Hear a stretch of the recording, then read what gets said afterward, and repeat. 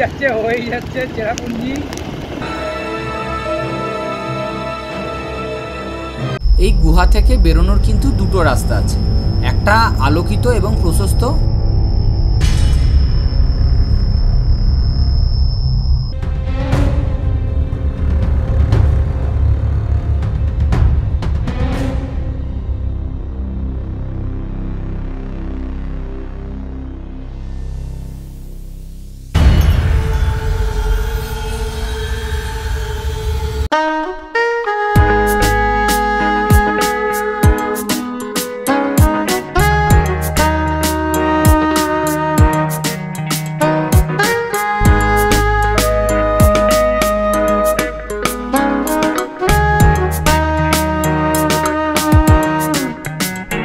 So good morning everyone. আজকে আর একটা নতুন ব্লগে স্টার্ট হচ্ছে। ব্রেকফাস্ট এসে গেছে, ওইখানে রাখা আছে।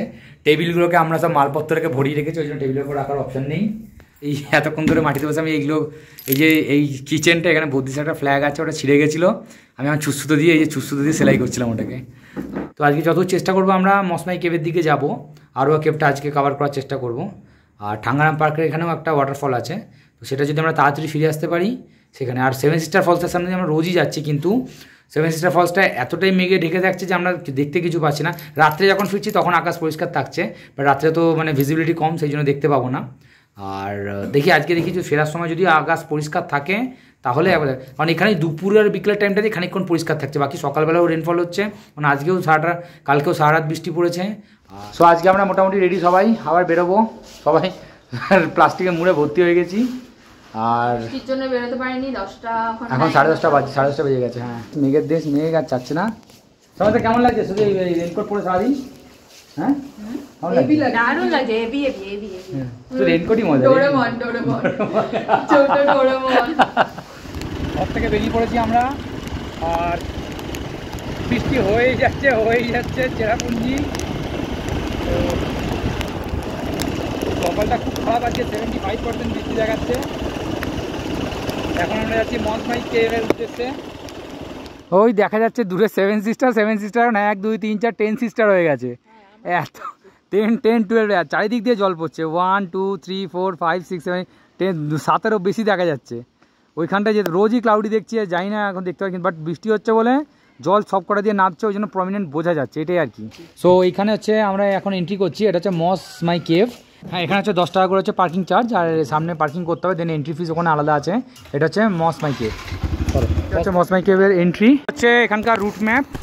টিকিট কাউন্টার থেকে এইরকম মিনিট 2-এর হাঁটা পথ অতিক্রম করার পর আমরা এসে পৌঁছালাম গুহার মুখে। তবে গুহার প্রবেশপথটা অনেকটা চওড়া হলেও ভেতরে গিয়ে কিন্তু বেশ সংকীর্ণ।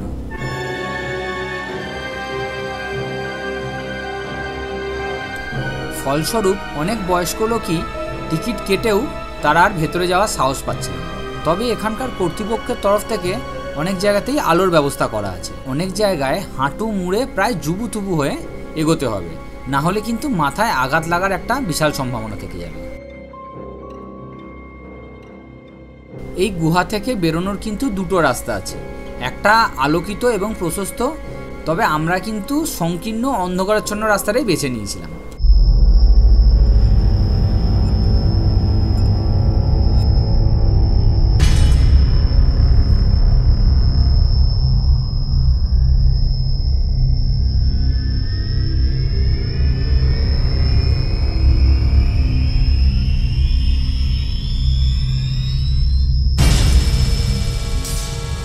এখানকার স্থানীয় খাসি ভাষায় এই মাউসাবা কেভের অর্থ হলো ওথ স্টোন কেভ বা শপথ পাথরের গুহা। এই পাথরগুলোর বিশেষ বৈশিষ্ট্য হলো এগুলো পুরোটাই চুনা পাথর দিয়ে তৈরি, আর ক্রমাগত বৃষ্টির প্রাকৃতিক ক্ষয়কার্যের ফলে এক বিশেষ প্রাকৃতিক স্থাপত্যের সৃষ্টি হয়েছে।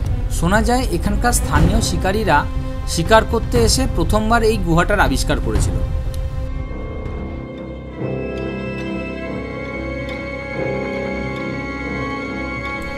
বাইরে বেরিয়ে ডান দিকে দেখলাম আরও একটা গুহার মুখ, এবং পাশেই একটা বোর্ডে লেখা আছে এর ভেতরে যাওয়ার জন্য কিন্তু পারমিশন লাগবে, সাথে প্রপার গাইড এবং ইকুইপমেন্ট না থাকলে এর ভেতরে যাওয়া যাবে না।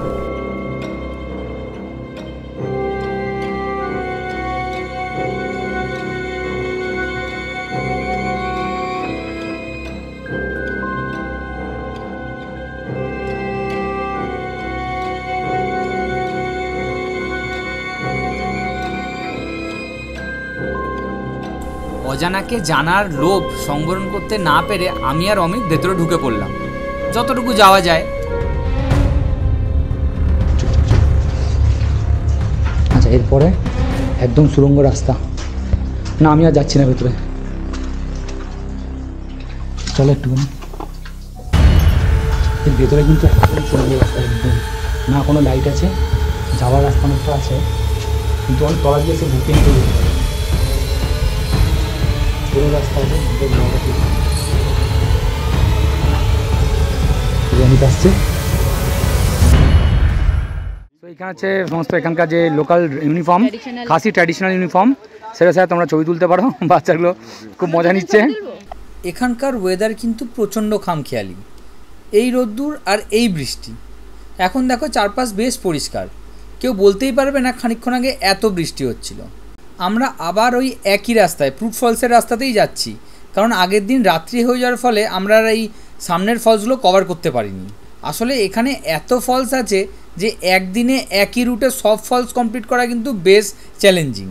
মোটামুটি 19 কিলোমিটার গাড়ি চালানোর পর আমরা এখন এসে পৌঁছেছি মাউসাবা ফলসে, আর এখান থেকে এই রাস্তাটা সোজা নিচের দিকে চলে যাচ্ছে। জানি না ক্যামেরায় ক্যাপচার হচ্ছে কি না, তবে মেন রাস্তা থেকে মোটামুটি ওই মিনিট 10 মতো হাঁটার পরে এখন আমরা জলের শব্দ শুনতে পাচ্ছি। জায়গাটা দারুণ, মনে হচ্ছে কারণ একটা বিচের মতো জায়গা, কাউনা পেয়ারে শুটিং হবে। আমি যাবো একদম ওখানে হারিয়ে গেছিলো জানো তো, আজকে কিছুই নেই। দারুণ জায়গাটা, সুন্দর জায়গা, চারিদিকে বালি আর সুন্দর একটা জল বয়ে যাচ্ছে, আর ওই দিকে ওয়াটারফলটা দারুণ লাগছে, দারুণ দারুণ, খুব সুন্দর। বৃষ্টি হয়েছে বলে তাও জলটা একটুখানি সবুজ সবুজ লাগছে, কিন্তু বৃষ্টি না হলে এই জায়গাটা পুরো পরিষ্কার, একদম নিট অ্যান্ড ক্লিন।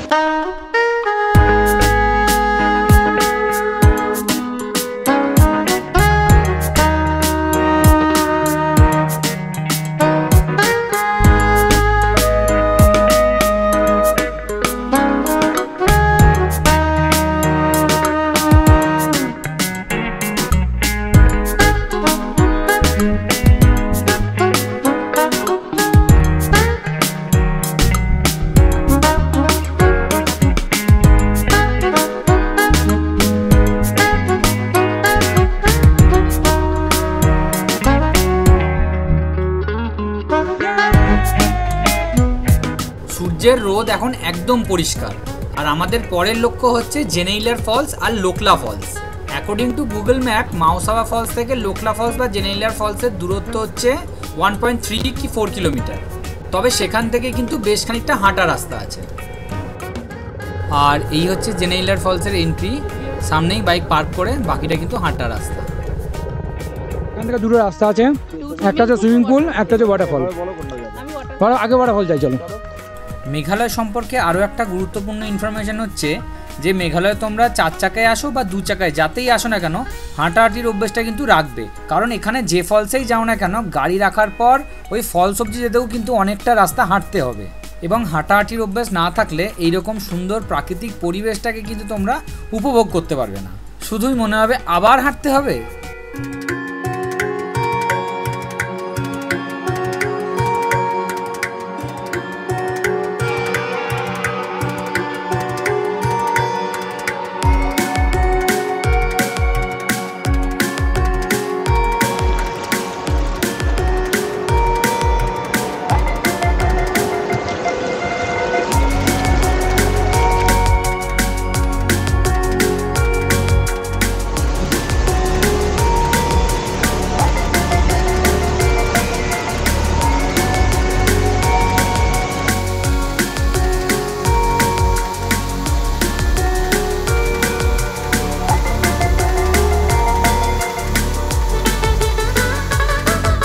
আর এখন আমরা এগিয়ে চলেছি আরও একটা খুব সুন্দর ফলস, লোকলা ফলসের দিকে।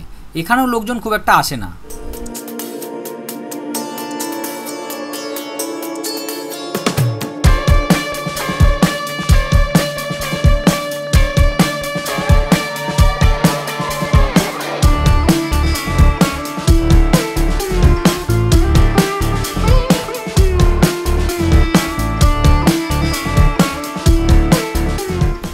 বেশ কিছু সুন্দর মুহূর্তকে ক্যামেরাবন্দি করে এগিয়ে চললাম ন্যাচারাল সুইমিং পুলের দিকে। এখানে এরকম ন্যাচারাল সুইমিং পুল দুটো আছে, তবে জলটা কিন্তু মারাত্মক ঠান্ডা।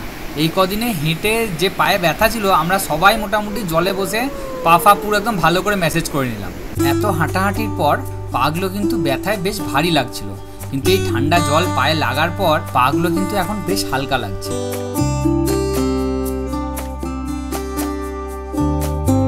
তো এটা সানসেট হতে যাচ্ছে, কি দারুণ লাগছে চারপাশের ল্যান্ডস্কেপটা, মানে বলে বোঝানোর মতো না, দারুণ লাগছে। আজকে আকাশ পুরো পরিষ্কার গ্রিন।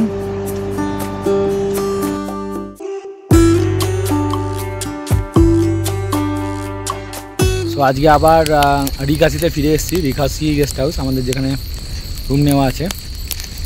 আগুন ওখানে জ্বালিয়ে ফেলেছি, আবার ক্যাম্প ফায়ার হচ্ছে আমাদের।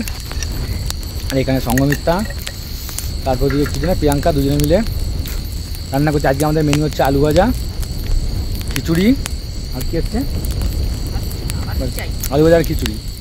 আর ওদিকে অমিত হচ্ছে ফোন নিয়ে ব্যস্ত আছে, কিছু নাইট ফটোগ্রাফি তোলার উদ্দেশ্যে।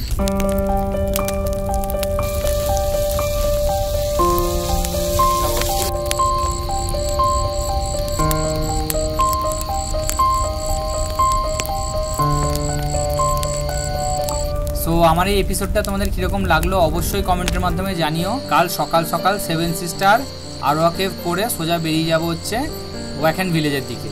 আর ওখানে এরপর আছে আমাদের বাম্বু ট্রেক বা Mawryngkhang trek. So stay tuned. আপাতত good night and bye by.